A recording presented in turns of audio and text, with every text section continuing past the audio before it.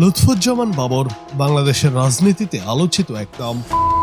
প্রাপ্ত আসামি থেকে জাতীয় সংসদের পথে তিনি তার রাজনৈতিক জীবন যেন সিনেমাকেও হার বানায়। বাবর ছিলেন বাংলাদেশের অন্যতম আলোচিত স্বরাষ্ট্র প্রতিমন্ত্রী।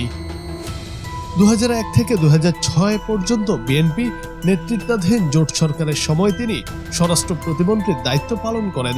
সে সময় আইন শৃঙ্খলা পরিস্থিতি নিয়ন্ত্রণে তার পদক্ষেপ সংবাদ শিরোনাম হয়েছে বারবার। যদিও 2004 সালের 21 আগস্ট রাজধানীতে তৎকালীন বিরোধী দলীয় নেতা শেখ হাসিনার সমাবেশে হামলার ঘটনায় নাম জড়িয়ে পড়ে তার। পরবর্তীতে 2008 সালের নির্বাচনে আওয়ামী লীগ সরকার ক্ষমতায় এলে এই মামলায় শুরু হয় রাজনৈতিক হস্তক্ষেপ।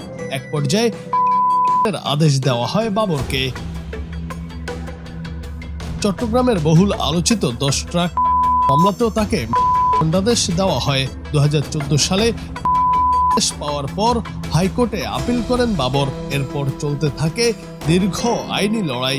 এর মাঝেই 2024 সালে রাজনৈতিক পট পরিবর্তনের পর এই মামলার রায়ে পরিবর্তন আসে।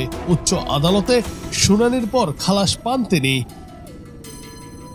অবশেষে ত্রয়োদশ জাতীয় সংসদ নির্বাচনে বিএনপির মনোনয়নে নেত্রকোনা 4 আসনে প্রচারণা শুরু করেন বাবর।